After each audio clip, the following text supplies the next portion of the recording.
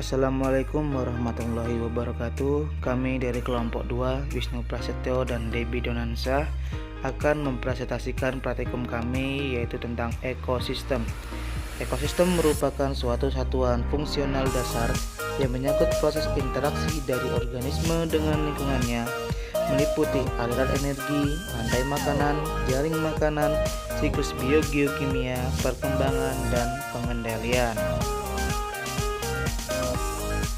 Kegiatan itu meliputi ekosistem darat, perairan, rantai makanan, jaring makanan, dan lain sebagainya. Tujuannya, siswa dapat membandingkan komponen yang terdapat pada alami maupun buatan, alat dan bahan, alat tulis, loop, barometer, dan lingkungan di sekitar kita. Cara kerja yang pertama menentukan ekosistem darat alami yang akan diamati komponennya, mengamati komponen abiotik, komponen biotik, mencatat tumbuhan sebagai produsen yang ada beserta nama latinnya. Kemudian mencatat semua jenis hewan, yaitu yang bertindak sebagai konsumen, mengamati lebih teliti hewan-hewan kecil, mencatat semua data yang diperoleh, membandingkan, menentukan pola sistem darat, ekosistem darat buatan. Yaitu selanjutnya adalah pengamatan tentang ekosistem alami. Di sini kami mengamati ekosistem alami yaitu berupa hutan yang ada di sekitar tempat tinggal kami, yang mana pada ekosistem ini belum dilakukan pembukaan lahan. Nah, seperti kita ketahui secara struktural, dalam suatu ekosistem terdapat komponen biotik yang terdiri dari produsen, yaitu adalah tumbuhan, kemudian konsumen, hewan, dan dekomposer, yaitu sebuah pengurai. Nah, serta komponen abiotiknya, yaitu terdiri dari bahan anorganik, bahan organik, dan kondisi iklim, bisa seperti cuaca, udara, angin, suhu, kelembapan, tanah, dan lain sebagainya. Dengan demikian, setiap ekosistem mempunyai keenam jenis komponen pembentuknya yang saling berinteraksi. Maka dapat dikatakan bahwasanya ekosistem merupakan suatu hubungan timbal balik antara komponen abiotik dan komponen biotik. Nah, contohnya yaitu dalam ekosistem alami ada sungai, hutan, danau, padang pasir, pantai, dan lain sebagainya. Ditinjau dari segi bentuknya, bahwasanya terdapat dua jenis ekosistem, yaitu ekosistem alami dan ekosistem buatan.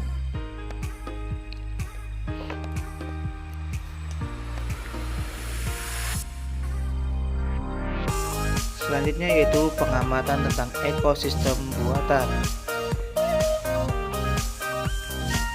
Di sini kami lakukan pengamatan sama berada di sekitar lingkungan kami, yang artinya buatan berarti sudah ada campur tangan manusia. Nah, di sini ekosistem buatan itu bisa contohnya dalam melakukan kolam ikan, sawah, ladang, ataupun kebun, dan dapat berupa akuarium. Itu contoh daripada ekosistem buatan, artinya apa? Itu dibuat dikehendaki oleh manusia.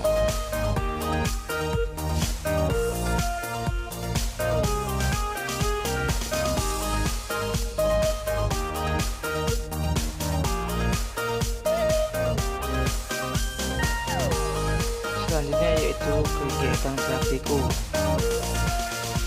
Pada kegiatan praktikum kami mengamati pada ekosistem darat buatan. Nah, dengan cara yaitu kami mengambil sampel berupa plot dengan ukuran 1,5 dikali dengan 1,5 meter.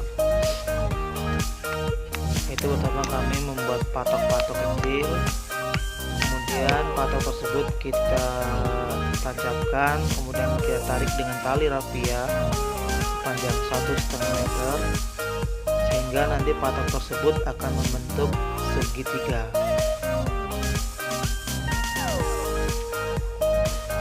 Nah, kemudian setelah patok tersebut sudah terbentuk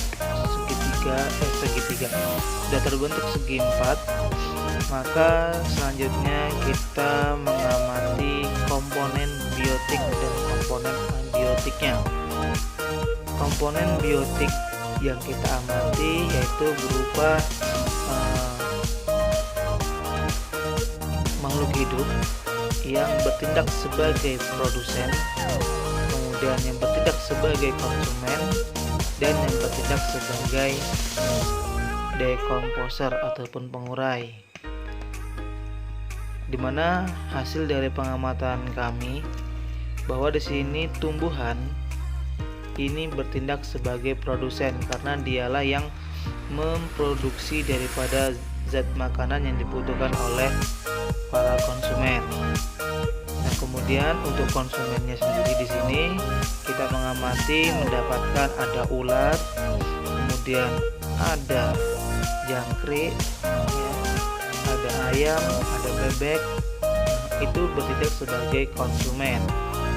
Kemudian kita mengamati menemukan adanya cacing dan semut.